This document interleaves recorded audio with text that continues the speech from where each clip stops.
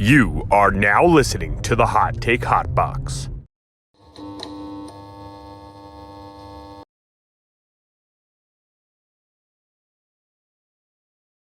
You are now listening to the Hot Take Hotbox. Ladies and gentlemen, we are back. This is the Hot Take Hotbox. We are doing something a little different here today, ladies and gentlemen. WWE. Now, I know you people, some of you people are tuning into this. You're like, what the fuck? You saw the title, though, so you knew what you were getting into when you clicked it. We are going to do a full in-depth breakdown of WWE Money in the Bank. If you guys don't know by now, I have 100% enthralled myself back into my childhood, and I took a good 5 years off, but and now I am just all the way back in. I am joined today by Dante Maglio. Dante, the resident WWE historian. How are you feeling today, Don? What's going on, man? Feeling good. Just letting it all sink in. That Money in the Bank premium live event over there in London. Watched it. Had a great time. Have some thoughts. I have some Can't wait thoughts. to dig into it. So overall, I know this is kind of a corny thing to say, but it just felt, especially the main event, which I don't want to. I guess we should start at the beginning and then get to the main event. So you didn't get to watch this live though, right? I remember we were talking about it. Not, you were. I mean, listen. I really do wish that they went back to having them on Sundays. Let me just say that, because I just felt like Sunday, especially when I was a kid, felt like such a WWE. Like, I remember begging my parents to get Unforgiven in 2006 when John Cena and Edge, like, that was some of the most all-time classic memories that I have as a child. But it just felt like, I don't know, it just feels like there's too much shit you got going on Saturday. Like a Sunday night, I had really nothing to do today. If this was on, even in the afternoon, because it was a London card, it would have been perfect, right? Yeah, it would have been great. Saturday afternoon, 3 o'clock was rough. I will say this, though. The Saturday nights, sometimes when it's either East Coast time zone or whatever the case may be, like when they did Survivor Series, which I believe was in Boston this year, as well as last year, Summerslam over in Nashville, like, it did work having that Saturday night. Like, I got nothing better to do on a Saturday night. Let me just pop this on and enjoy. Maybe have a couple drinks and just hang around and watch. But yeah, once you get to the international ones, like even the Puerto Rico one, like Backlash, and then this last one, those are Saturday nights when you have all this stuff. Because we were talking about the Backlash, that was on the same night as the UFC card. Yeah, it's tough you got all the shit going on, man. Yeah, it was like Saturday nights. Like, oh, do I watch Backlash or do I watch the Sterling fight, which was a very good card to watch. But also, yeah, Saturday nights it's kind of jam-packed, so did get to rewatch it, watch it late, got some snippets in earlier today as well. The whole Twitter thing yesterday kind of killed me too, with them limiting the amount of rate tweets limit you could exceeded. see. Yeah, that I'm was... trying to sit there, scroll on Twitter, seeing it, it's just like, oh no, you can't. So me and my brother were actually trying to like go back and forth and see who could get updates quicker, just Google search and seeing what articles are written already. Yeah, I mean, it really was. I guess it's good if you weren't looking for spoilers, because then you just didn't have to even be tempted to have it ruined for you on Twitter. But I know. Let's just get right into it. I heard my boys were watching the pre-show. They were telling me Paul Heyman was cutting elite promos on the pre-show. Like, I don't usually watch any of that stuff, but it sounded incredible. Then they roll right in to the men's Money in the Bank to kick off the show. Logan Paul, LA Knight. We were obviously, the entire world seemed like they were rooting for LA Knight to take the briefcase home. Ricochet, Santos Escobar, Shinsuke Nakamura, Butch. Shout out to Butch. And then, but the winner being Damian Priest. Priest. Which I think if you go back, and I mean, me and you discussed this, this was one of those guys we thought that they could give it to. It definitely seemed appropriate. I guess it doesn't seem that the age was that much of a factor in LA Knight not getting it. But yeah, it's kind of weird when you hear internet rumors of what's going on, and then you kind of look at it and you say, okay, well, that came out, but also you look at Damian Priest's age, like the same age, and you're like, okay, it's kind of odd. And so there were some crazy spots in this one. I mean, men's Money in the Bank always does deliver that, but I mean, Ricochet and Logan Paul almost died. Anytime you have Ricochet and ladders, yeah, it's just stuff's going off the wall, and it's just nobody's safe. It seems like it's just one of those like modern day Kofi Kingston, Shelton Benjamin sort of just super athlete that just creates these like incredible moments. It's insane. It's insane, and you kind of look at it, and each time you're just waiting for him to do something even crazier. And that spot of him and Logan Paul on the ropes, and doing it into the tables was just, again, phenomenal all around. But you get, again, Ricochet, human highlight reel, basically. Anytime you get anything dangerous with him in it, you're just waiting for something to explode. And it didn't look clean. We can definitely say that they were struggling on those ropes. They were supposed to land on the top, I believe, and then they kind of slipped off. And then they said Ricochet looked like Ricochet was like, "Fuck this, we're just going with it."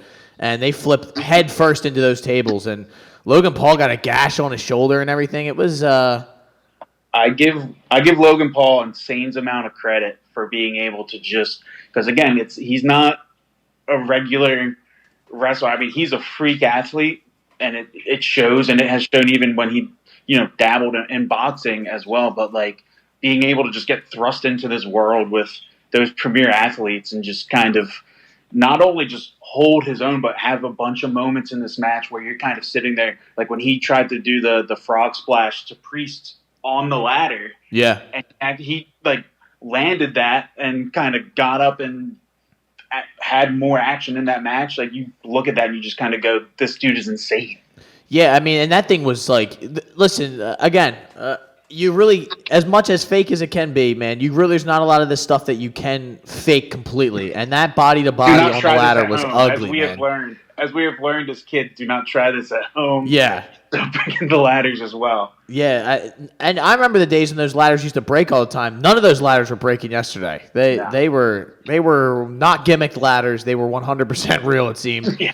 And I guess I mean the finish was kind of like they kind of teased the LA Knight and everything, and then Damian Priest wins. I didn't really have we knew really, if you are a true WWE fan, you knew in your heart they were not going to let LA Knight win this briefcase. He was too over. When he came out, the crowd exploded. His pop on Friday Night SmackDown, oh my God, was absurd. And that's kind of when I got roped back into it, because again, I was hoping it was LA Knight, and I was hoping, and I kept talking myself into the storyline lends itself better to Priest over the next few months with that briefcase, or even month. Not to try to predict the future, but even kind of month or so with that briefcase. But Friday night when he came out, I tried so hard to talk myself into he's got to do it, and that crowd's just going to erupt when he does it. Yeah. And even when he came out for the match, like everyone else, got modest ovations, and then here he comes out, and it's just wild, wall to wall. They booed the shit out of Logan Paul when he came out, and like you said, everyone else kind of just got like a reaction. I'd like to. I mean, I know. I guess since Damian won, I thought for sure at that point that Finn Balor was going to win the title against Seth Rollins. I thought that was like they say usually when the Money in the Bank is the first match of the night, it's kind of like, all right, now they're setting you up to we're going to cash this in later tonight, right? Like that's what it seems like the easy handoff is there. But they did not do. I mean, not the spoiler alert. If you didn't say it, then you missed out. But they didn't do that. Yeah, I thought for sure, and I think I texted you about this when we were theorizing weeks ago, that if Priest wins it, there's going to be a cash-in with him, Finn, and Seth making that a fatal three-way, and then you might get a Priest pin of Balor, and then some Judgment Day drama going on. And not to skip forward to that match, but you got to look into that, and that's why I think we talked about that storyline itself, having Priest with the briefcase with Balor still chasing that title, is money, because now you're going to get a month or so of promos leading into SummerSlam, where I think you get potentially a Balor Rollins rematch, and Priest now inserts himself in that in SummerSlam. And again, there was friction on Raw leading up to that between Priest and Balor, and I think part of it's because Priest, after Backlash, is so over himself within the Judgment Day, and it's kind of just after his match with Bad Bunny at Backlash, you kind of look and you say, okay, Damian Priest is the dude right now. Yeah. he is that guy. And again, he was when Seth won the title at Night of Champions. You know, I think Priest was his first challenger when he did Raw. the Open Challenge, right? So again, he lost and then he shook his hand afterwards, which is not really a bad guy thing to do, which seems like they're leaning that way where he's going to be a good guy in the near future at some point once he, I think, separates himself from these guys. And I think it's coming either SummerSlam or soon. You're going to see him cash in that briefcase, ruin Finn's opportunity, and then kind of, you might see a Judgment Day turn. But again, that's why we talked about it. Again, the story lends itself to it because if LA Knight were to win the briefcase, you would just get weeks on end of countless amazing promos with him with that briefcase, which it would be must-see TV when he would walk out with that briefcase. But I didn't know where that story would go. Like, there's no shot he would cash in on Roman. So then you're kind of giving him that, okay, well, maybe he cashes in on Theory eventually. Yeah, it's like, I think they could just put him into a Theory program of some sort. Yeah, I think LA Knights, I think they're getting there anyway. I think with Theory, I think you might see maybe you might see a LA Knight promo where he was talking about Money in the Bank and being close, and then you get heel Theory come out basically saying he was Money in the Bank last year, he won the thing, he has a U.S. title, and then you could start a promo there if that's the way you want it to go. I'd also be very intrigued. There were a lot of spots in this match with Logan Paul and LA Knight. Yeah, that's the thought too. I mean, to just do those two at SummerSlam, give him a high-profile win, I guess, right? Yep. SummerSlam's the next. It's a big one too, and if you get LA Knight and Logan Paul, again, you get because the turnaround for SummerSlam is the beginning of August, so you're looking at a couple weeks. You'll get a couple weeks of just promos and promos with LA Knight. Then you can always bring back Logan Paul whenever you want, which is great. And that match, looking at it from a outsider point of view, a one-on-one would totally bang. That would be I think a very good, very physical match. So I think it is a way to go. And again, it gives him a signature win. He's already over, but that gets him, close to over the top. Yeah, I think that's the move. I honestly don't know what they're going to do with Logan Paul. They're obviously going to do something for him at SummerSlam. I think LA Knight is the logical move. I really thought that the negative part of me thought they were going to do Logan Paul with the briefcase because of the branding element of it and him bringing it all over the place and like, oh, what is that? And all thought about it. Yeah. And I mean, we originally, that's what we originally said was Damian Priest. It seems there's much more that you can do with that, and the whole it makes the Judgment Day angle even more intriguing and exciting. And I think Money in the Bank on SmackDown, like you said, is kind of just a waste. It'll just rot there because Roman still has not defended his title since WrestleMania. So that's just the way it is now. It's not as readily available as maybe that World Heavyweight Championship is now. So. And again, you get that briefcase with Seth with the title. You're going to probably get any given Monday cash-in opportunity, any given live event if he doesn't cash it in soon.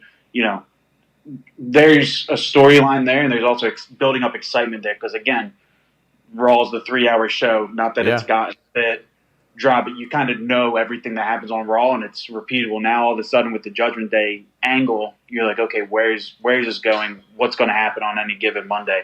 I will say this, though, with the Money in the Bank match, shout out to Santos Escobar. He was phenomenal. I saw more out of him than I think I've seen on any of his other matches or anything else with the LWO.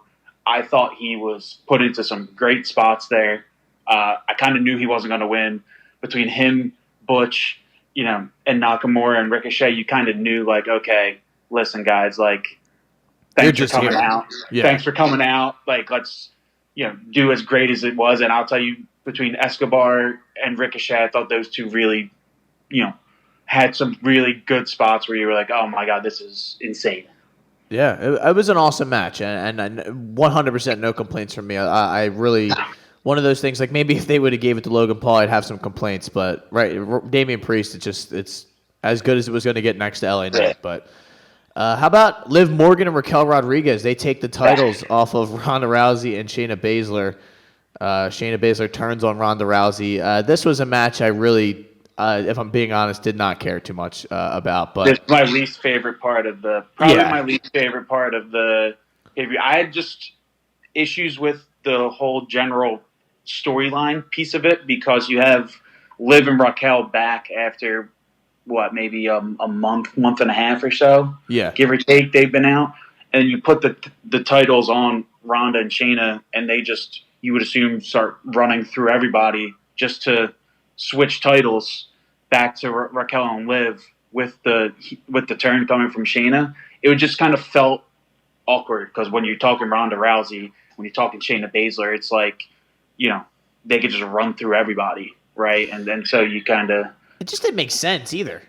I didn't get it. That was one of the things where you would expect Ronda and Shayna.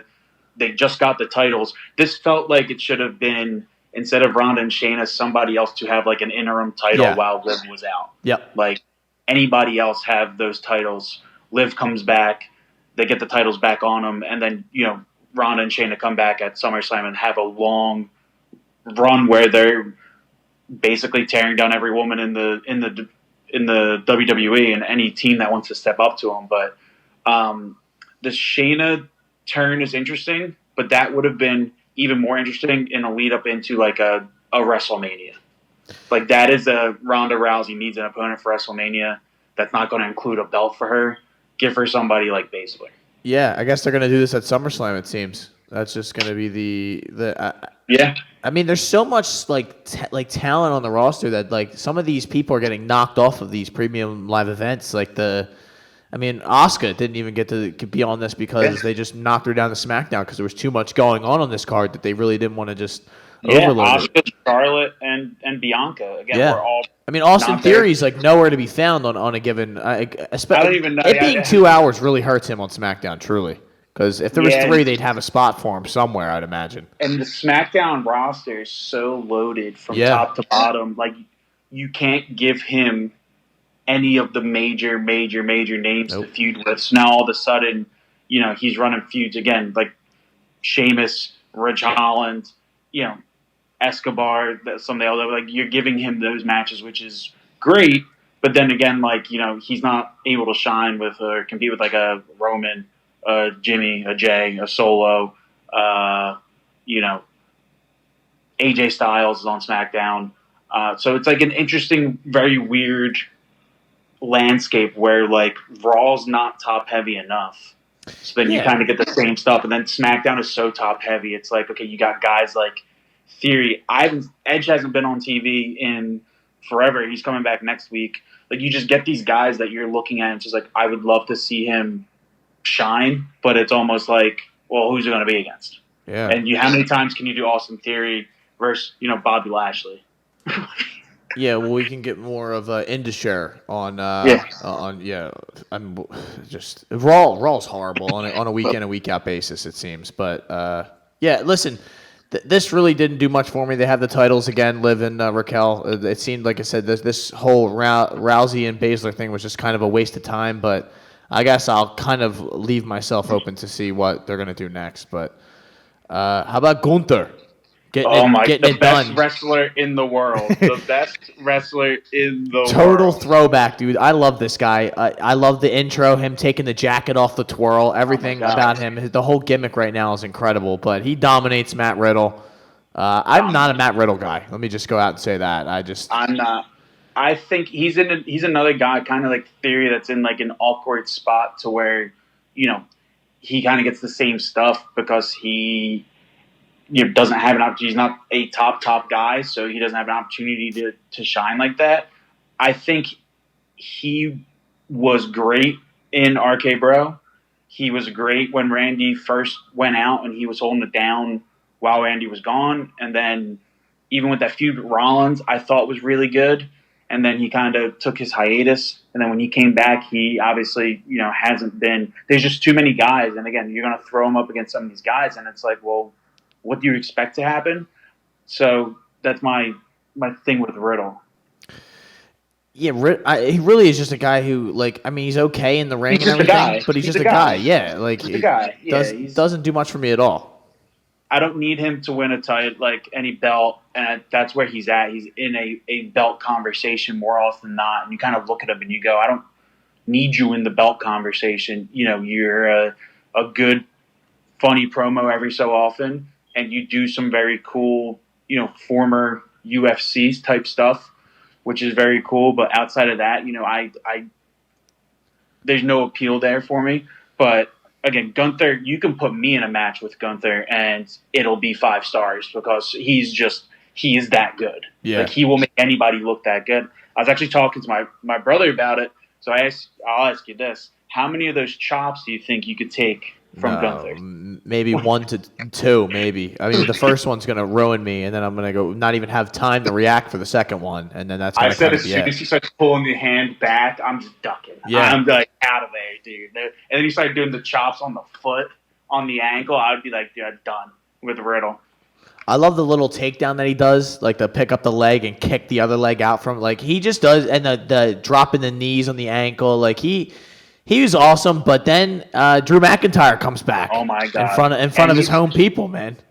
Dude, anytime you get Drew McIntyre with any sort of people, which it was actually surprising to me because you knew he was coming back and you knew he was kind of going to be a man of the people. I was kind of feeling more of a potential, not heel turn per se for Drew, but he was giving it to the people, giving the people what they want.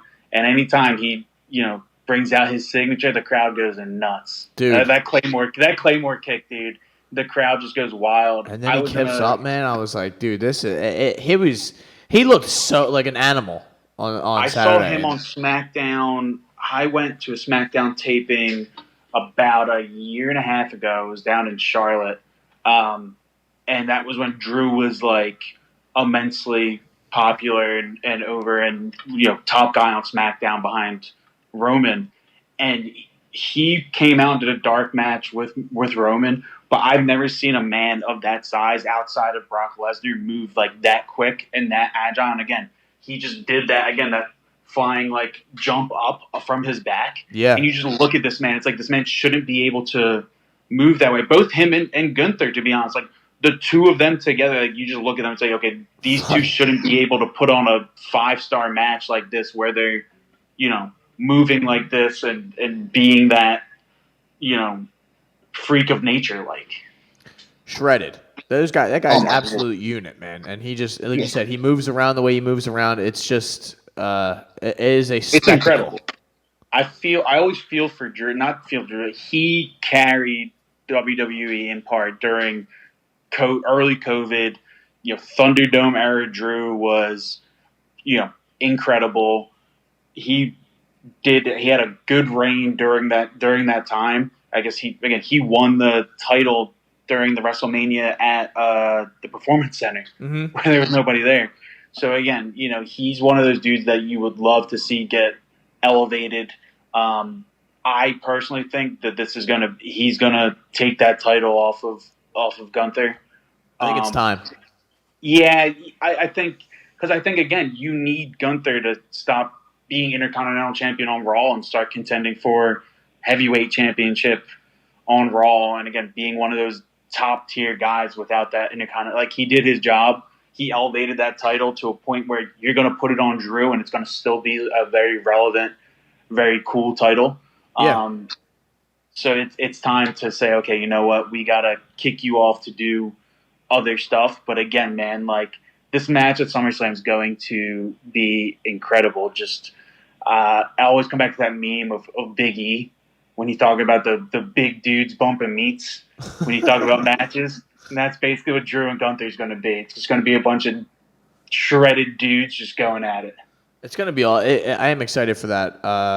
But there is something to be said about when those guys, like a guy like Gunther, he kind of hits a certain wall of some sort with like an Intercontinental title, and it's time for you to ascend to that next level of the WWE pyramid scheme, I guess is the best way to put it. But like, he's done as much as he can with that Intercontinental title. He could keep sitting here and defending it against guys like this, but he needs to be elevated in main event level matches against maybe a Seth Rollins or something like that. Yeah, and again, I thought they were actually going to do it at WrestleMania. I thought it was the perfect opportunity because he he wouldn't have taken a pin there because it was him, Drew, and Sheamus. So you could have had Sheamus and Drew trade a pin and then change hands with the title. Gunther not get pinned and just lose the title and be like, all right, whatever. On to bigger and better things like Sheamus or Drew. You have this. I think it was because some sort of longevity. They want to kind of rewrite some records with regards to. Yeah, he just set the record, right? Yeah, was again Honky Tonk Man, I think, or whichever the Intercontinental record was. So you respect that, but then you also say, okay, now it's time because heavyweight champion Gunther's coming. Like that's got to be a thing within the next. I'm gonna say by WrestleMania 40, he's either going to be defending that title successfully at WrestleMania, or not successfully, but defending that title at WrestleMania 40. Or contending for it after potentially winning the Royal Rumble at WrestleMania 40. Yeah. Like, you got to get everybody ready to get him into that sphere. So you got to give him some, potential draws, potential really big draws, potential big pay-per-views with big names. Drew's a great start. And then again, you throw him into that heavyweight championship thing. I think if he doesn't have it by the time you get to the Royal Rumble, he's easily the favorite to win the Royal Rumble and get that title come next year in Philly. In Philly, baby. Cody Rhodes dominated your boy Dom. Oh, on Dom's Saturday. my boy. Yeah, Dom's my boy. What do you have to say as the leader of the fan club? It was a tough one. I am the leader of the Dom Mysterio, Rhea Ripley fan club, more so Rhea Ripley because she's my girl, but Dom Mysterio, incredible heat from Dom. Anytime Dom walks anywhere, him on Raw again when they don't let him talk at all. Incredible. On Raw, it's a great thing for a promo, but then you realize when he gets into these matches, I would like to see more of Dom actually of a wrestler because he's not. I'll say this, I don't think he's as bad as some of these matches lend themselves to. Right, like he just looked way overpowered by Cody, which Cody's Cody. But again, there were spots in there where Dom showed a little bit, but yeah, he just got dominated start to finish. I was surprised this match though. No interference. No Brock Lesnar. No nothing. That's why I really was surprised by that as well. It kind of doesn't make sense to me at that now that it's just kind of it seems like a one-off, right? They're not going to run this back at SummerSlam or is he going to continue to beef with the Judgment Day? I guess it's just kind of just a filler because he wanted to wrestle or whatever. Brock's back tomorrow. Brock's back Has Monday. To be. Raw. I think Lesnar shows up. I'm going to assume Cody's shooting a promo Monday talking about, again, he took care of business, took care of Dom on the Judgment Day, whatever. He's over that. His sights are still set on Brock Lesnar after what happened at Night of Champions. And then Brock shows up, does some Brock stuff where he probably just beats F5s the shit out of him. Yeah. That's why I expected, I thought there was a chance that Cody, Dom, not to say that it closed the show because the closing of the show was incredible, but was towards the ending, and you would get that Brock Lesnar pop where he comes out, F5s Cody once or twice, throws Dom on top of Cody, and then Dom gets the win. Yeah. But giving Cody a win, I think, was probably the best choice there because again, since WrestleMania, he's kind of been, all in with Brock, but it's good to see him get a win to remind you, okay, he's still probably the top guy on Raw outside of, Seth. So get him that win against Dom. I need to see what's next for, this is not off topic with the Dom thing, but what is Rhea Ripley doing? I she has no competition. Nothing. And it does stink because again, a pay-per-view this or live event this big and you get nothing from either women's champion is weird. But again, the Raw women's division is just not deep. And again, you get Rhea's great on the mic. She's great with Dom. She's great with Judgment Day. She doesn't need to have matches to be incredible. She's on that almost Roman Reigns tier of whenever she's on television, she's good enough all around. But again, you kind of want her to start dominating again. And I don't know how many times I could see her just walk out with Dom and watch Dom do his thing. Yeah, and I guess they're gonna do her and Natalia tomorrow night. Again, which, I don't understand it. The only thing I could think of is like maybe Beth Phoenix comes back. I heard that. I think that would be great. You need like a filler for her though, until like one of these women from the Money in the Bank match are ready to like shift their attention from the feuds they're in now to her. Because right now, all the women on Raw are in, I will say, very good feuds, except for her. I think that's the only one. It's literally just. I mean, Bailey. A lot of these girls are on SmackDown. It's Becky Lynch, Trish Stratus, and Zoe Stark, and Zelina Vega. Like there's really no one that can really. I mean, her and Zelina Vega had a great match at was that Backlash, but other than that, it's been slim pickings for Rhea Ripley. She's kind of like you said, in a stratosphere, on a level on her own, and she's just kind of getting involved in all this other stuff, not really being able to dominate her own weight class and whatnot. But yeah. How about John Cena? Oh my God! I loved John Cena. That music hit. It caught me off guard 1,000%. I was not ready for that whatsoever, man. I wasn't fully ready for it. I think I saw a report that he was in London, but there was no way I was going to sit there and go, yeah, he's going to show up. It's going to be incredible. No, the music hit. He cut a promo. It was kind of just him talking shit about how great London is, and it should, be, they should have WrestleMania there. And then Grayson Waller comes out, and he starts talking shit to him. And it was kind of just like a little bit of a filler, but it was just cool to see Cena out there, hear the music, hear the trumpets. It was a nice little moment. Yeah, and again, anytime that music hits, you just get hyped. Hell yeah. The only thing I'll say about the Cena and Grayson Waller segment is that is literally everything I wanted from the Cena Austin Theory segments we got around WrestleMania. Like Grayson Waller just did that 10 times better. He was phenomenal. Yep. There with the mic, a little bit of heel energy over there. But again, that was like the type of energy you expected from Theory when he got put in with Cena. So it's exciting to see, Grayson Waller going forward, and he'll have Edge on his show, I think, on Friday, which will be extremely entertaining. Always good to see Edge back in the fold, dude. I know it's coming to an end soon. The rumors are out there and everything, so I don't want to think like that, but it's. I think I text you that like all the time. Every time I see something, I'm just like, I ain't ready for Edge to call it because he still puts on, banger matches, and I know he's getting up there in age, but he's kind of the last of them that you have. So it's interesting. I'm not looking forward to that, but I am looking forward to him. Like I said, being back in the fold. But Io Sky is the new Mrs. Money in the Bank. Miss Money in the Bank. She defeats Bailey, Becky Lynch, thank you Trish Stratus, Zelina Vega, and Zoe Stark, man. So this is a really good match. I loved it. I thought the women going into the match, all of which phenomenal. I love Trish Stratus. I can't say thank you, Trish, enough. Of course. Let me tell you. But again, I thought the storylines involving this match from all 6 of the women were pretty fleshed out to a point where you kind of knew where it could have been going, and then you got the build up for everything else. So now you have you knew the animosity between Io and Bailey was building, and you got that.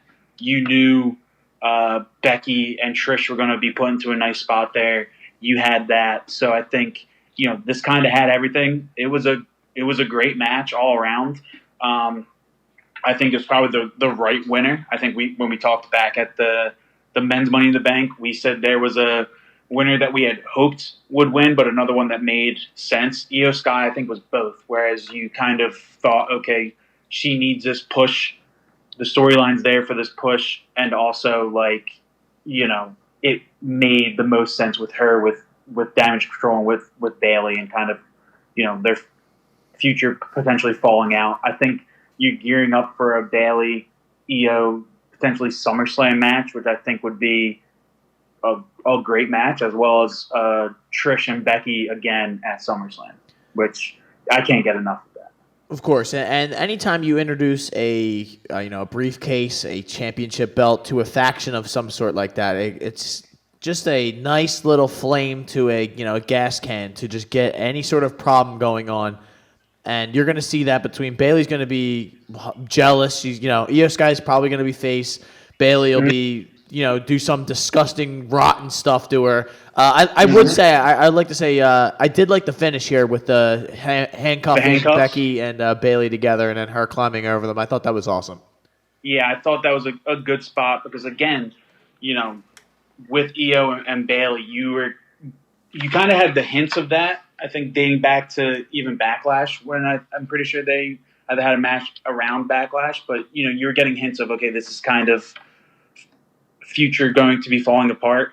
It's going to make for great television because Bayley could cut a promo about basically anything. I think she's one of the better women heels in the business, even heels in general, that they had there with Bayley with the mic in her hand. So I think you're going to see some good promos of Bayley.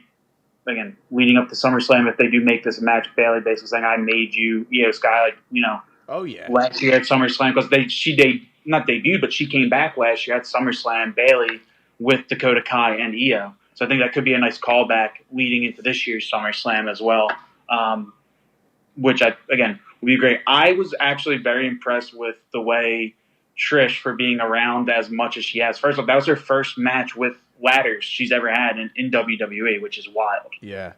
To think about. But, just having her in this, but she isn't, well, she's technically full-time, but she hasn't been full-time in a while. Going back now, doing a match like this, major props. Got her nose busted up. You saw? Oh my god! I mean, she looked like I don't know where that happened. I missed that, but I just remember him showing her, and I'm like, oh my god! Like it looks like she got punched in her fucking face, man. Like yeah.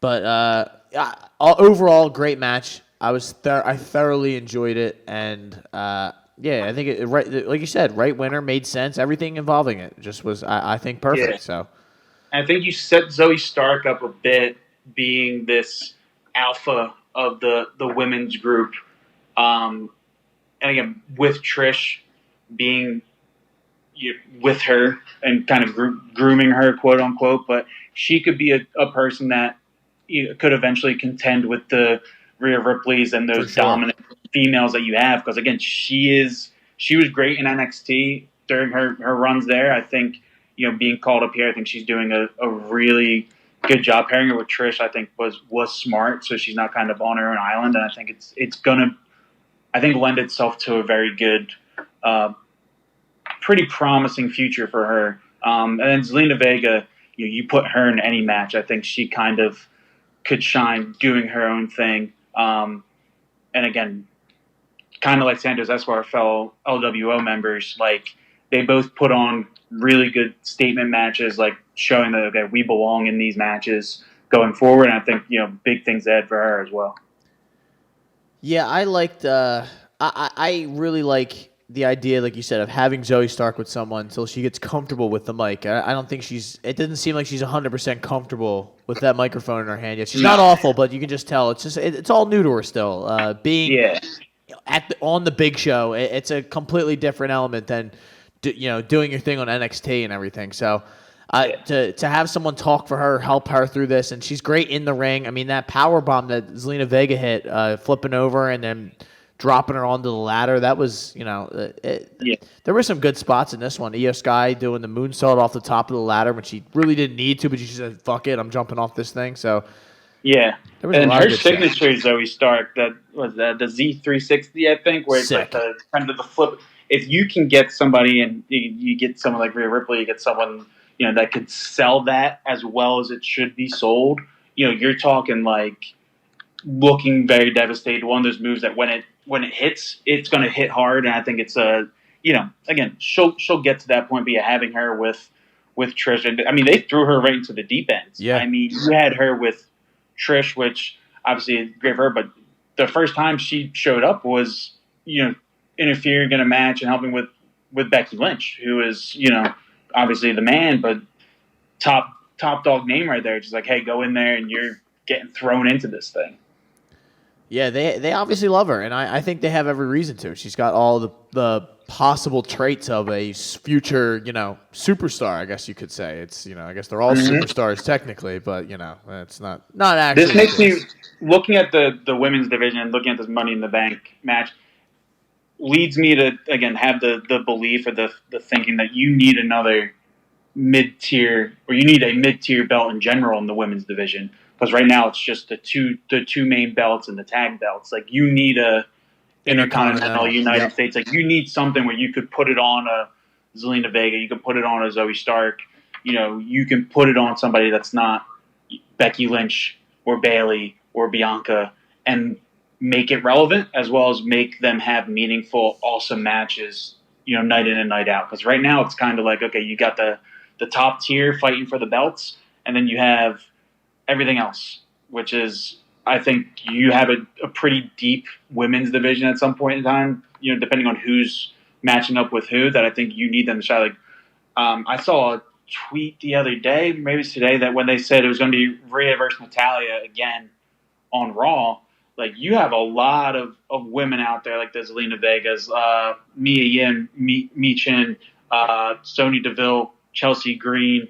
Like, you have a deep stack of women that they would benefit from a Intercontinental, a United States Championship, where you can get these kind of interactions in these matches to still stay uber relevant within the women's division. Couldn't agree. I couldn't agree more. Seth freaking Rollins. Oh my God, that's your boy. Yeah, You are the Seth Rollins fan. You said you took a couple years off. Some things don't change, and you come back to WWE, and Seth Rollins is still just doing his thing, his thing, dude. He's the ultimate hand the torch off, and he runs with it. Although I don't really love his character in a sense. I just think he's like the perfect WWE in-ring performer. He is exciting. He's got the song behind him, and he has a good move package. I guess it's like he's just kind of that new wave kind of guy that I guess I just gravitated towards. And I didn't like this match though. I will say that I thought this was kind of just. It seemed like it got caught in between these two, the big women's Money in the Bank and then the Usos thing. It just kind of was like it seemed like they were like running over on time and they just had to get it over with. It seemed a little quick. Yeah, it felt like that. It also kind of felt like once Priest won that briefcase, you were just waiting for something else. Like, you did not care about just Seth versus Finn. You were like, okay, Priest has the briefcase. Something's going down. Something's happening, which adds to the overall storyline. But in the vacuum, it is kind of a shame, because anytime you get Finn and Seth to get in the ring with one another, they're going to put on a banger. It's going to be a dub of a match. But then again, like you said before, you kind of knew Priest was going to do something, or Priest. You had that feeling like, okay, he won it tonight. His boy's in the title match. Okay, something's going to go down, and I think that's exactly where your brain went to. But I love the Seth, the whole package right now. His character's kind of not an oddity per se. It seems like it's some sort of like overblown version of himself, of the way he might actually be in real life, just kind of like outlandish personality. But when I was at Raw down in January, when he came out, dude, crowd goes nuts. He has him in the palm. He could say just about anything and do just about anything, and you're getting an almost immaculate kind of vibe from him, and an immaculate segment. And I think even again, like you said, this match wasn't great. It was still a match that you looked at and said, okay, yeah, this was still very good, because you had Finn and Seth. Yeah, no, like it just kind of, I guess what you said was kind of ruined by the Damian winning the briefcase. So I was just kind of sitting there waiting. I'm watching it, and it's, I don't know, like I guess they had already done so much of the this stuff kind of in the build up to it, like the whole him jumping off of him. And like hitting the coup de grace on him like 70 times, and it was just, I don't know. It kind of seemed played out, and I just felt like I need Seth in something bigger than this. I don't think the Judgment Day needs to be involved with Seth Rollins. I guess I get the whole the call back to him losing the title and the inception of the Universal title and everything. But that's what's crazy to me too. Is like that's not Judgment Day Finn as much as that's just Finn. Yeah, like you said, like you don't need Judgment Day to have that. Like, but if Finn himself, like you kind of lost yourself over the last, or at least I did, probably the last 2 weeks leading up to this, because it wasn't as much Finn and Judgment Day on Raw, and it wasn't Finn and Judgment Day attacking Seth. It was Finn came out and attacked Seth himself with the coup de grace on the stairs. Then Seth went to NXT to defend the title with Braun Breaker. Finn showed up again. Yep.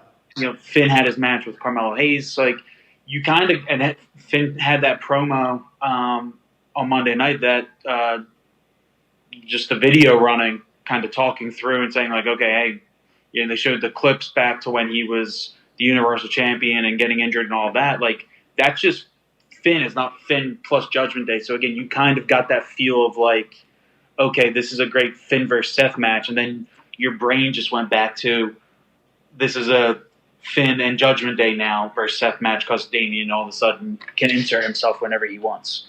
Yeah, I guess it was just so many moving parts, kind of got convoluted in the whole what could have been with Seth Rollins. But what do you think they do with Seth for SummerSlam? I think you run it back with Finn. I think you probably get potentially Demon Finn at SummerSlam. He goes Demon Persona, and I think Priest cashes in. I think you get a Damian Priest. I think you get either an early cash in or a mid-match cash in, to where Priest cashes that bad boy in at SummerSlam, and you get Priest pins Finn and he wins the title.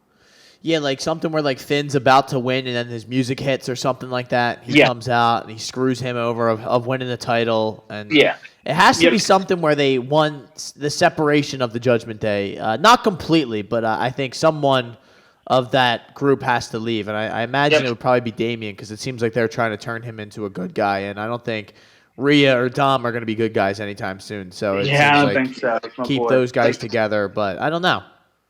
Yeah, I think that could be, again, I think the stage would be set for Summer. I think at SummerSlam you get Finn. I think Finn's going to come out and say something along the line. You're going to get some tension between Finn and Priest lead up on Raw. I think you're going to get something along the lines of Seth kind of feeling like he didn't get Finn's best, or Priest interjecting himself. That excuse kind of like, I was distracted. It's either and all that, this bullshit. I think you could get something along the lines of, I think this would be a pretty interesting thing, of Seth kind of provoking it and saying, I could take on the entire Judgment Day at SummerSlam. You got the briefcase, you come out too. I'll take on Finn again and beat him again at SummerSlam, and I'll take on Priest too. Like, basically have it. I think Seth mentioned this. He said he'll take on the entire Judgment Day, but basically, Seth versus almost the Judgment Day, where Priest kind of interjects himself, and then you get kind of a Priest pinning Finn to get that title. Not that Seth needs to lose this title, because I don't think he actually needs to quote unquote lose it, but I think like Seth can't take a pin anytime soon. I don't see it happening. So again, now you're stuck, and you're like, okay, if the title doesn't change this way, this one particular, which from a storyline perspective would be great, then you're going to get that title on Seth for a while until, I guess, if Gunther pins Seth, then I guess you're fine. But like, there's nobody on the roster that could say, yes, this man should beat Seth Rollins on a 3 count.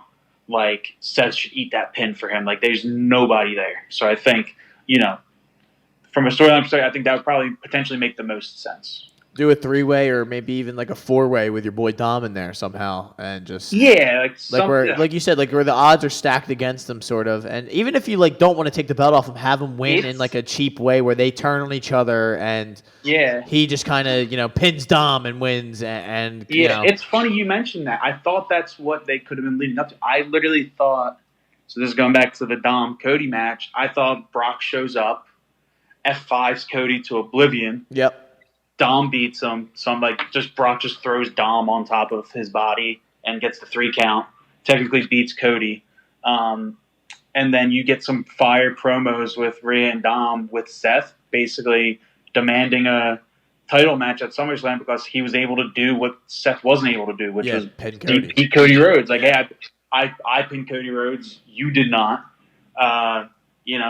Give me this title match. And then again, Priest turning on Dom is a little more,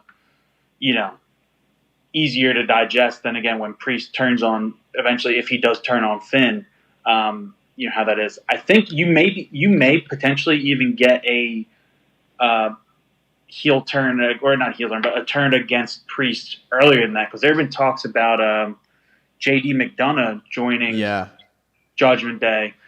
Again, they had a nice face-to-face. I think there's a picture floating somewhere around on Twitter of Priest and Finn kind of eye-to-eye, face-to-face when Priest just walked out there with the briefcase.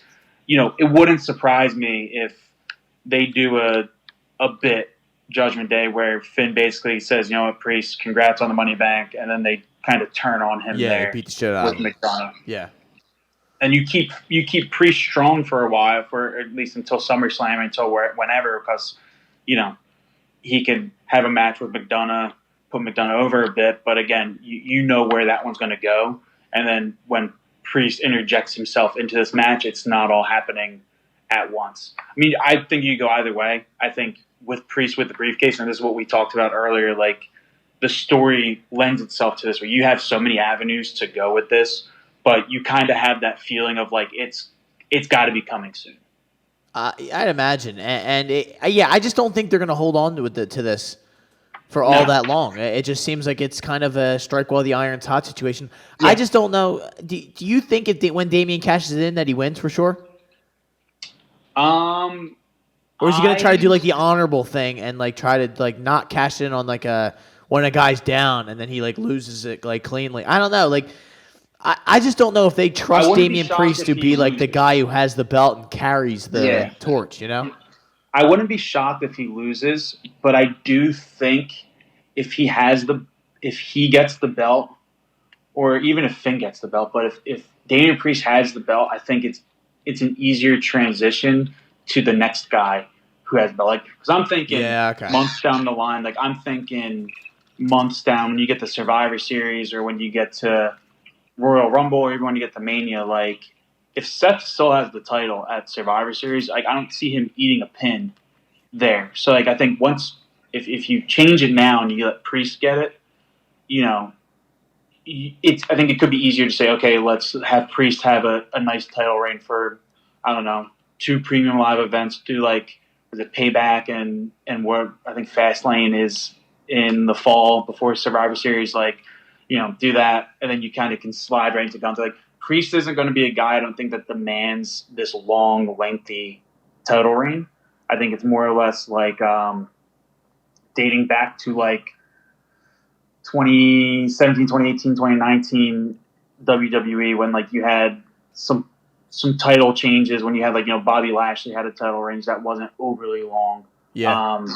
Kofi Kingston had Kofi Mania, and that wasn't overly long. Like Big E had a title reign that wasn't like overly, but it was good they got the title. Like they were very over. Fans loved them. Gave him the title, had a nice run, and then it's kind of like, all right, back to business. That could be a thing with Damian Priest with the Money in the Bank. But again, I wouldn't be shocked, like you said. Like it's not 100% certainty that if he cashes in, like we did talk about, like if LA Knight had that briefcase, he would have to successfully cash in on something. Yeah. Like, it wouldn't matter what. Like, you couldn't have him cash in. Even last year when Theory kind of had the briefcase, you knew, like, he's not cash. Like, this isn't going anywhere. Like, there's no way he's cashing on Roman. With Priest, you get the feel that, okay, he could do it, but you wouldn't be shocked if he didn't. Nah, I couldn't agree more. It's just kind of Damian's in a weird little position there. I think we're going to get a lot of our answers tomorrow or today. I think he's great, though. I think Damian Priest is phenomenal. I think even from early Judgment Day with like Edge, and then when Finn Balor came and kicked Edge out and became the new kind of quasi leader of Judgment Day, I think Priest was phenomenal then. I think he kind of caught on a whole new like kind of life of his own towards the Royal Rumble this year when he came in there. When you had Gunther, you had Sheamus, and you had Drew just kind of wailing on everybody, and then in comes Priest, and you forget that Priest is this behemoth of a man and just starts laying bodies. And then towards the backlash again and post backlash, like he put on a show, and he kind of, I don't want to say fully carried that, but he put on a show with, all those boys in Puerto Rico. So I think it's good for him to get this going. I think it's a good, good sign. Now we get to the main event, Don. Oh my God! This was a 3 years in the making, man. It had all the drama, all of the emotion, everything you could possibly ask for in a wrestling match, and the in-ring stuff wasn't so bad either, ladies and gentlemen. But the Usos and Jimmy and Jay, man, yeah, we the ones. Who will be the ones was the one. It was cracking me up when the announcer like, "Who will be the ones?" I was like, "We the ones, you the twos." They defeat the Bloodline, man. Roman Reigns, Solo Sikoa. Roman Reigns takes his first pin since December of 2019. Is that the correct time? Yeah, it was funny. I was reading up on it. I was looking at some stuff, but the last time Roman Reigns took a pin, obviously pre-pand, we went through an entire pandemic, which is wild to think about. But the last Star Wars movie was actually out in theaters, and people actually went to theaters to go see it. Rise of Skywalker just debuted in theaters, and now it's a movie you can watch anytime on straight FX or TNT. It is wild to think about how long it's actually been since he's taken a pin. But I was shocked he took the pin that. I thought that was crazy. My friend, shout out to Nick Nelson. He literally was saying, he's like, yo, for as long as me and my girlfriend have been together, he's like, Roman Reigns hasn't been pinned. Yeah, it's insane. It was trying to put that in people, I guess, if you're not a WWE fan, you really don't understand it. It's just, that is such a long time in WWE standards. It doesn't happen like that anymore where a guy keeps a belt or he has some, one of these streaks, they kind of always get antsy and they change things or they go in a different direction, and a guy who had steam behind him, they just don't give him any more, they don't have it behind him anymore. Roman has gotten the push of a lifetime here, and he's just seemed unstoppable, unbeatable, and he's the man, dude. He's the tribal chief for a reason. Dude, he's the head of the table. You gotta, But and again, it's been so long, and it's not even he's had other non-title defense sort of matches to where again he had the tag match, Night of Champions. He had this one. He has had matches where it's just okay, he could take a pin or he could take a pin, nothing would happen, wouldn't lose the belts, whatever. No, he has not been remotely pinned. He wasn't even champion when he first came back, so he had a little bit of, runway room when he came, because he was out with his leukemia and everything else. So when he came back, he had a little runway room where he didn't even get pinned then. And then all of a sudden he gets his belts and he has been going since then. It's kind of incredible just to think of that run that he was on now to an end. It is also funny that the first person to pin Roman Reigns in WWE 10 years ago, I think. Yeah. 10 plus years ago was Jey Uso. So it's a full circle. When Jey Uso was with Uso and Roman just debuted, Jey pinned him. And I think that's full circle now for Jey. Him stacking them up and pinning them like we kind of talked about, with them kicking out. The stash, he started that when it was the WrestleMania with Edge and Daniel Bryan, when he was still in WWE. It was the three of them, and he said, I'm going to smash you, I'm going to stack you, I'm going to pin you. And that's exactly what he did. And then he tried to call it again. I just find it hysterical. Roman, his in-ring is still great. His in-ring abilities are still great. His ability to do the facial expressions, do the crowd interaction, and do something like that where he's I'm literally going to call a shot. I'm going to smash you and stack you and pin you, and then go out there and do that is just insane. And again, the London crowd was giving it to him, and he was giving it right back. And that's when Roman's at his best, when he's giving to the crowd or like looking at the camera and speaking into the camera, and you're sitting at home and you're just like, this dude's just on another level. I thought this match was perfect, man. It started off slow. It was really slow in the beginning, and they slowly just built it before it seemed like with like 10 minutes left, you just were like, I don't know. I have no idea what's going to happen. I had not a clue where it's going. Really? After they kicked out of the stack, I was like, oh, my God, they're going to win. Like that, I was like, there's no way that they could. It seemed like they couldn't go another way after that. Yeah, I thought that. I was feeling that as well, but I also was like, okay, so Solo's got to eat it, right? Yeah. Like Solo's got to be the guy to eat the pin. And then Solo just tried to do some wild stuff into a table and failed miserably. Like the Samoan drop on the table. Yeah.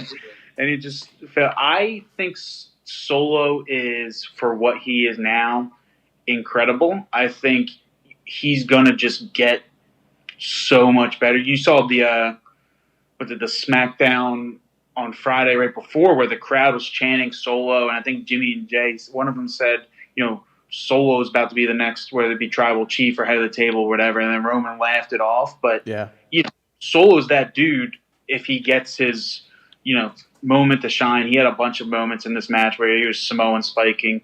They did the Samoan spike into the spear, I think, of Jay, like the simultaneous, which is just hysterical to watch. But the whole thing, and again, this was leading up, and this was a story with WWE, like, just to, again, I don't know how many of your listeners watch WWE or know this. Like, this is a story that's been going on now for the better part of 2.5, close to 3 years. Like, this was a 3-year thing with Jay when, Roman was terrorizing Jay inside the Thunderdome during COVID. I think probably like April of 2021, maybe. Like, he was just ruining Jay's life. And he had him they did bullying him every week. Oh my God, they had the Hell in a Cell match, and then Jimmy came back, then he bullied Jimmy. Like, this has been close to probably 3 years of just straight storytelling from the Bloodline storyline. And again, I think we talk about it every Friday, and it's like, we don't need him to go out there and wrestle. Like, we don't need Roman to be like, yeah, you know what, I'm going to go out there and have a match every week. Like, we literally just need a 10, 15-minute Bloodline segment every week where they sit around and give us fire promos. And that's what they've been doing in this lead up. And I think that's 100% what they're going to do in the lead up to SummerSlam. Again, it is just surprising to me that Roman took the pin. Yeah. Because I think you're at a point now where, like, we mentioned Roman hasn't been pinned in that long of a period of time. It behooves me to think that he's going to take 2 pins back to back. Like, okay, you haven't been pinned in 3 years, so now you're telling me the next match you're going to get's more than likely going to be a title defense. If a betting man would probably bet, Roman's not going to be getting that pin. And he made the Usos look like phenomenal, unbelievable. Yeah, like he's selling the shit out of those super kicks. It was just awesome. It really was. Every person he's gone up against on this title reign, which has been a phenomenal reign, keep it going forever. But like, he's elevated them so much. Like, we talked about Riddle. Like, we're not Riddle guys. He does nothing for us. He had a couple matches where he was, after RK Bro and Randy was out for a bit, like, Riddle was challenging Roman. Riddle was going up against that. And Roman made him look way better than I think he ever looked. And you could go down the list of names of people that have gone up against Roman during this title reign, like, Sami Zayn, Kevin Owens, Jey Uso, Riddle, dating back to like Edge, dating back to the Seth Rollins at SummerSlam, dating back to hell, even people who aren't in WWE anymore, like Daniel Bryan, and even he had that mini feud with like Cesaro in like early 2020 or 2021. Like, these are all dudes now that are went up against Roman, and Roman, I think, just elevated them to another level. Just, he put them over to a degree that's incredible. Like, it still gets me. They did the the SummerSlam match, Roman Seth, a while ago, or not SummerSlam. I'm sorry, Royal Rumble, where it was Roman and Seth comes out in the Shield gear, and the crowd just going nuts for Seth. And again, that in part is because the story lends itself to it, but also because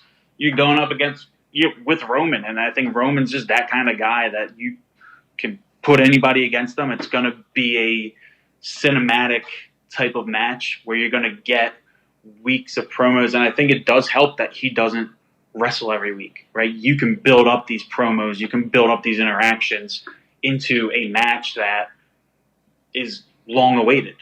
Like, I think, we talked about Raw, and we sometimes say, okay, we're getting kind of the same stuff on Raw week in, week out. We're getting these matches, and it's great when some of these guys are doing matches every single week. But when a guy like Roman, you can put the time into these heavy promos, and then you get the payoff, which is the match. Like, that's great. Like, these Jimmy and Jay versus Roman promos have been going on for weeks now. Like, just weeks on end. And you got the payoff during this match, which was incredible. They marinated this storyline better than I feel like they've done in years. In as long as I can remember, there hasn't been something where they slow cooked it like this, and it came out absolutely perfect at the end. This has been the best storyline WWE's cooked up in as long as I can remember. At least a decade. Oh, absolutely. Yeah, it's been, forever.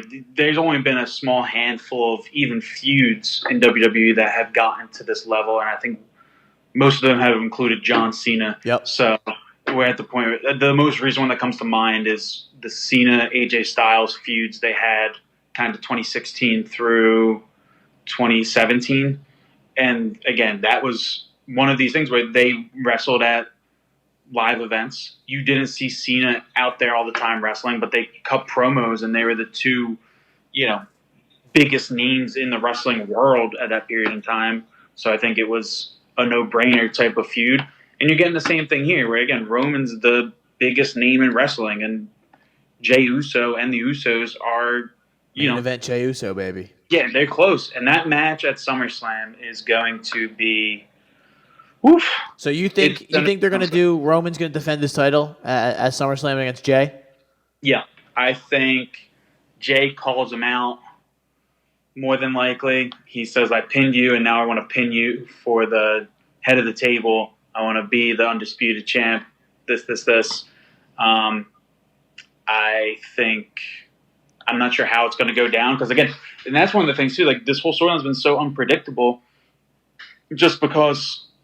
You kind of have an idea of how you think it might go down, then the opposite just happens. Like you have not a clue. And I think that that's been one of the cooler parts of it.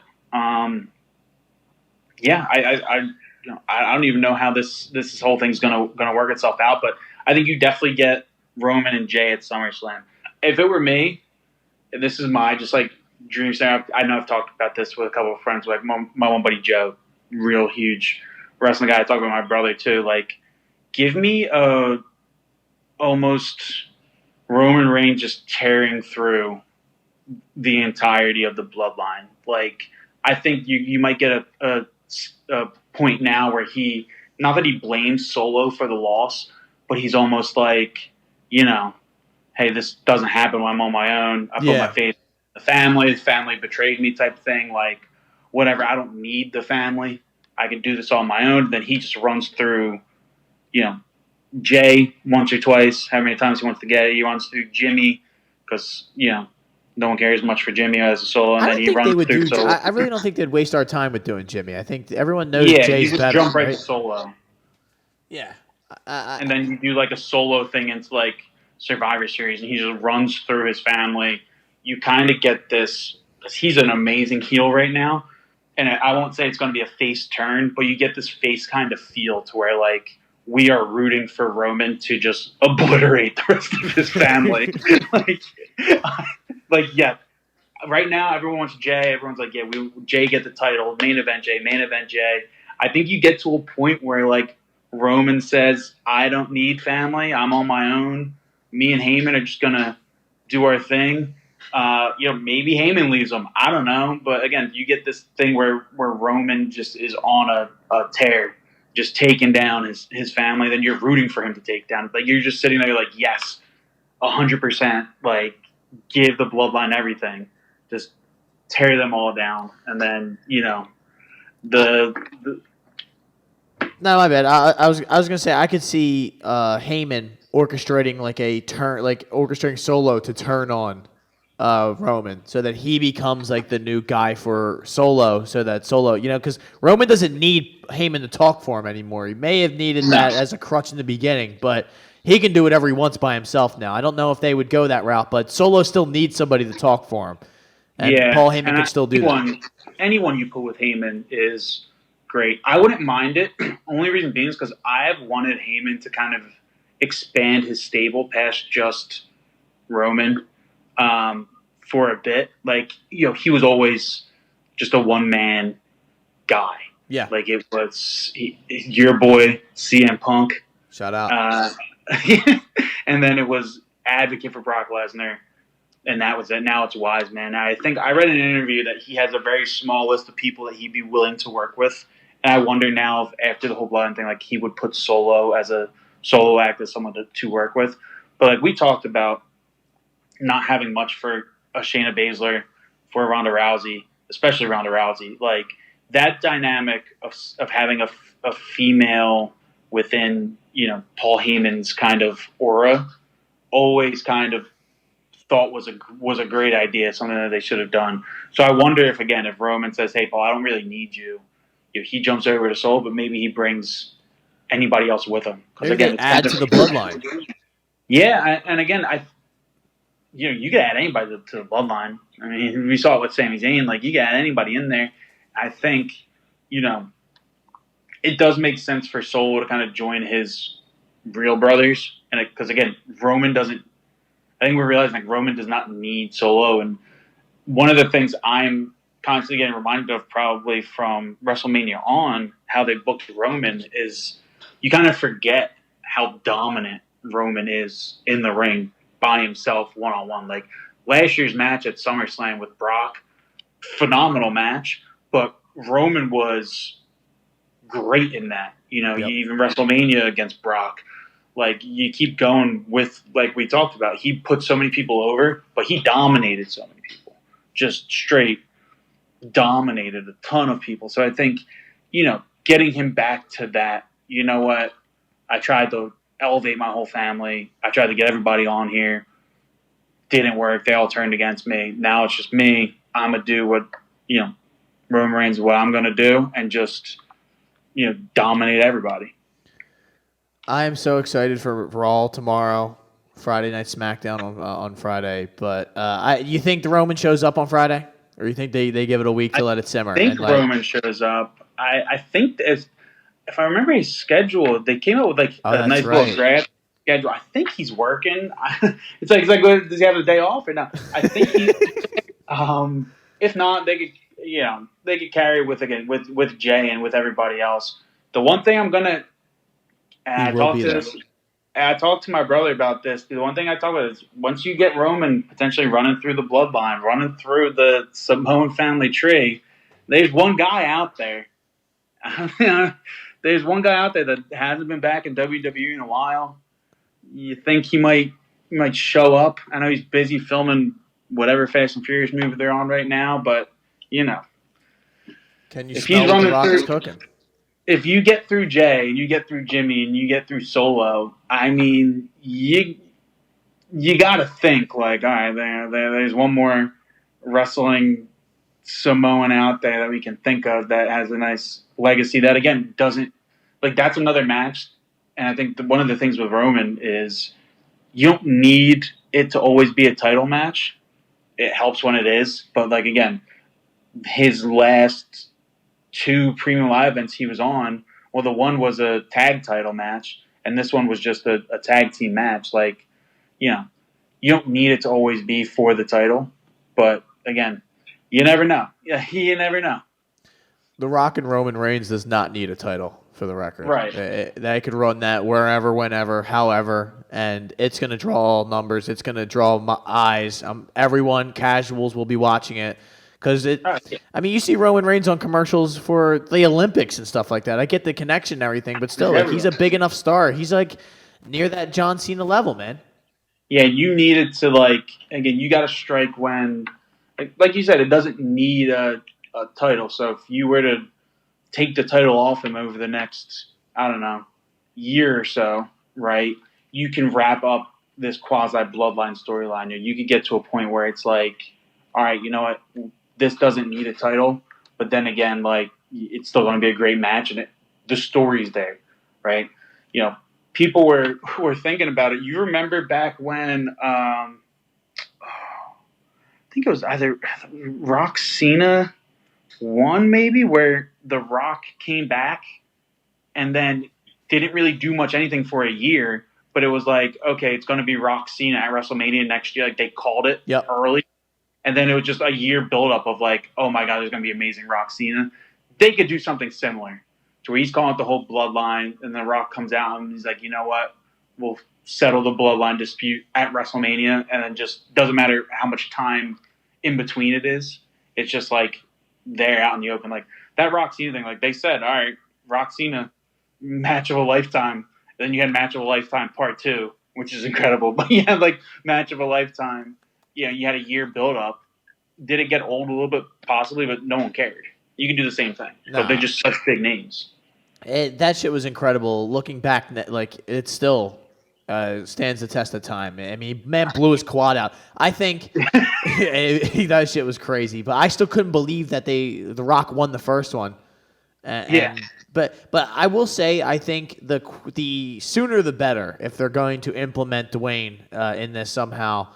I mean, the man is getting up there, and I know he's in great shape, but at 51 years old, if we want to have somewhat of a good match, I'd like to see this sooner rather than later. And what better place than the Cradle of Liberty, Philadelphia, Pennsylvania? That's what I'm talking about. I'm not that I was just advocating for the fact that, you know, I will be in attendance at WrestleMania next year, regardless. But let me just advocate for it real quick and just try my best to get, you know, hey, let me get that match in Philly, because that would be insane. I mean, the whole thing's going to be incredible regardless, but that would just blow the doors off. And maybe it's selfish of me to put it out in the universe like that, but you never know. You're not the only one. And I hear the reports, though, that the belief is that they're going to go Cody and him at Mania next year. But I wonder how they get back to that. And to me, it really doesn't have the same juice behind it that it would the first time. And even if I don't know. I really don't know how they could do it. It was the perfect time to capitalize on it last time, if that's what they were going to do. I don't think they're going to give that to Cody Rhodes. Well, the Cody story is weird because, again, he came out and said, like, finishing the story is not winning the heavyweight championship. Finishing the story is winning that WWE title, which, like, is great, like, incredible stuff. But, yeah, like, you can't give Cody the Rumble again. Like, he's not going to win the Rumble in back-to-back years. It would have to be some sort of, like, whether it be a calling out type thing or whatever. I think it could come when you isolate Roman, right, from his entire family. So you get Roman isolated. Maybe you get like a Roman versus Solo. Like maybe you drag that out until like a Royal Rumble match where you get Roman versus Solo. And then you kind of get Cody, because Cody called this happening during the lead up into WrestleMania. He said, you know what? Your brother, your cousins are all going to leave you. It's just going to be you out there, and you got to do whatever. That could be the way they bring it up. Again, he defends his title by himself for a solid couple months, and then Cody comes out and says, you know, we knew this. I told you this was going to happen, all this other stuff, and throws himself back in there. But yeah, it is kind of weird. If they run it back, I think great. The match was great in and of itself, and like we talked about, the storyline is there, and you don't need them to wrestle every week. You just have fire promos leading up every week until you get there. So I think it's in fine hands if that's what you want to do. But again, you don't know how exactly they're going to get there. Yeah, I don't know. I guess I won't shit on it before it even becomes, available. It would be weird though, because again, last year, and they're on different shows. Yeah, that's true too. There's not going to be. Triple H might have to institute another draft, another make trade, a free agent or something. Maybe drop a trade in there somewhere. Yeah. Well, again, and last year it was kind of the perfect storm because he was coming back off the injury. He won the Rumble. LA, Hollywood, WrestleMania backdrop. You had that main event on night 2, which was, again, closing out WrestleMania. It was almost near perfect of a timing to do it. And then I think you could have given Cody a nice kind of long title reign. Because, again, Roman hasn't defended his title since WrestleMania. Yeah. He wasn't at Backlash. He was at Night of Champions doing the tag titles. And then the other day he did the tag match. So, like, thinking back at it, yeah, you could have had Cody this entire time, just have that title. And then the Brock Lesnar matches, again, for a title kind of make a bit more sense. But I get why they didn't do it, though. Yeah, because you didn't want Brock. Like, you wanted Brock to get it. You didn't want Brock to get 3 straight losses. We shall see.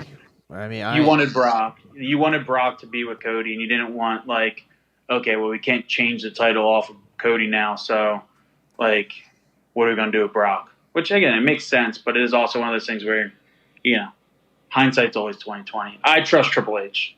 He knows what he's done. And Triple H, we trust. I really can't wait to see where they go with it, because you usually get your answers pretty quick as to what the next move is or where their direction is. Especially now with SummerSlam coming up, they want to milk all these weeks leading into SummerSlam. They want to, get the card out probably as early as possible. That way, again, you get weeks of Seth, Finn, Damian, Roman. Like, you get weeks of all of these promos. Yeah, we do have Roman next week, not the week after. He'll be there the 21st. Okay. He'll be there the 28th, and then he'll be at SummerSlam. So 1 week off. Which I think it's interesting, though, that he's not going to show up to the SummerSlam or the SmackDown right before SummerSlam. Which I don't know if that is accurate or whatnot, or if that could change if things get closer. But they usually like to pump that up the last show before. This will be a big SmackDown coming up this Friday, thinking of it, because it's in MSG. Yeah. And he'll be there. What? He'll be there, so it's good. Yeah, and you'll get like some fire promos. It's in the Garden. They're going to want to soup it up a bit. That is interesting that he's not going to be right before SummerSlam, the 5th? The 5th.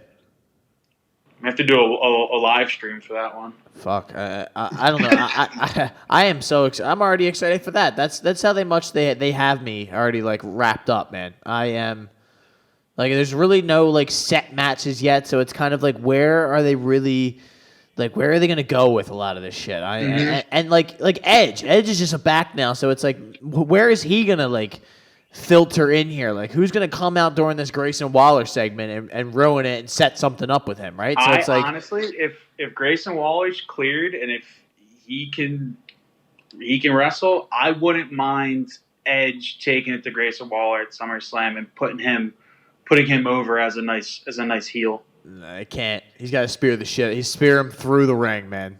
I think Edge will win. I think Edge would win that, but again, put on a good show to where you look at Grayson Waller, it's like, all right, this dude can tussle a little bit. Yeah, because again, I think it was not that it was a coincidence, but you put 2 and 2 together in your head when you see, okay, Grayson Waller was out there with John Cena, and then they announced that Edge is going to be on with Grayson Waller, and you kind of realize, like, okay, the Edge and Cena history runs deep. Grayson Waller might talk some smack about that Edge and Cena history, and then or Edge might bring it up and say his boy Cena just kind of gave it to him a bit. We'll see. And again, putting out there with Edge, AJ Styles is still on SmackDown, so someone's got to figure out what he's been doing and get him back into something, because I need more AJ Styles. Yeah, they're gonna do him and Karrion Kross, please. I'm all right on that, but hey, man, this has been a pleasure. We got to do this every week. I have thoroughly enjoyed this. Dude, you want to do a recap after every I say we do one a week, man. One a week. We do break down both shows and just kind of talk about what's next, and then we could do a preview of the premium live events, and then just like we did here, a little breakdown. So. Oh hell yeah, I'm in. Hell yeah, man. Dude, I finally get someone to talk about wrestling with. I got a couple of my friends are into it. So like my brother, he's into it as well. But like last time we got together, we try talking about it, and we get like 18 dirty looks from everybody. Yeah, they're like, what are these guys still talking about? Like, why are you My giving dad's hardcore like- breakdown of The Undertaker? It's like, well, you don't get it, man. You really don't get it. You don't understand it. All right, just say you don't understand it. It's fine. All right, ladies and gentlemen. I'm sorry, go ahead. No, I'm in, dude. Whatever you want to do, I'm down. Hell yeah. So, ladies and gentlemen, it's been the Hot Take Hot Box. We will be back next week. Next week. And we will do the same thing, same time next week, ladies and gentlemen. So, thank you for joining us, and we'll be back.